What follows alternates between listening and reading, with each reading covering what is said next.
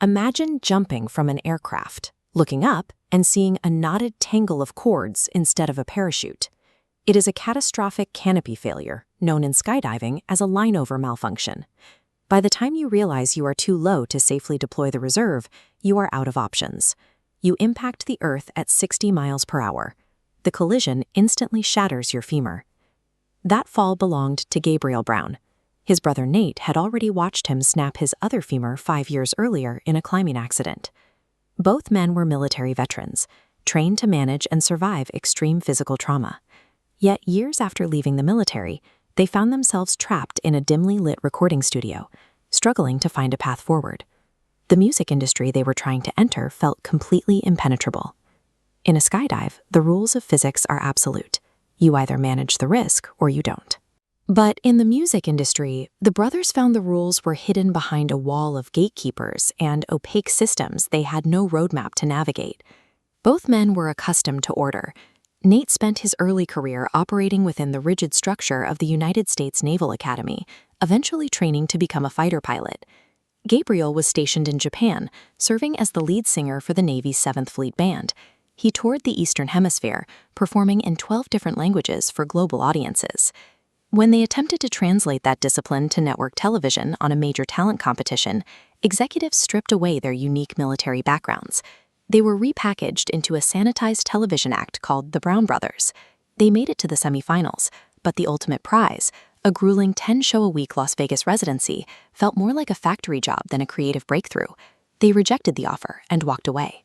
The traditional machinery of broadcast TV and record labels expected them to fit into a precast slot. Gabriel and Nate decided that if they were going to succeed, it would be by applying their production skills to a platform where they owned the output. Gabriel had begun working as a voice actor, landing the singing role for a character named Alistair in an independent animated pilot. Alistair is a New Orleans serial killer from the 1930s who operates in the afterlife as a sadistic radio host.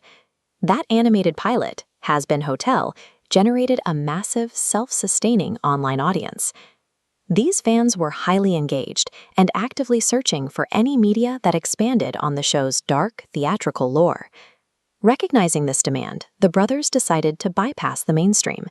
They reverse-engineered a track called Insane, writing lyrics and melodies specifically tailored to embody Alistair's backstory. By directly targeting a hyper-specific, passionate fandom, they eliminated the need for a multi-million-dollar marketing budget or mainstream radio play. The audience was already waiting for the drop. Nate anchored the track's production using his background in classical piano.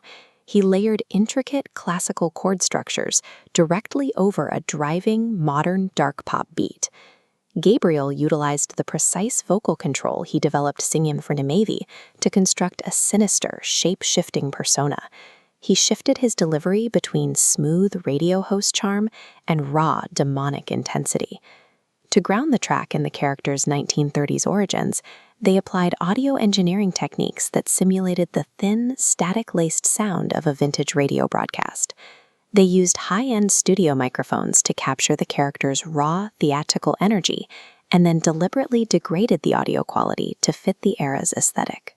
For a song built on niche lore to reach a global audience, the brothers relied on this technical execution to make the track feel familiar to mainstream ears, even for listeners who didn't know the character.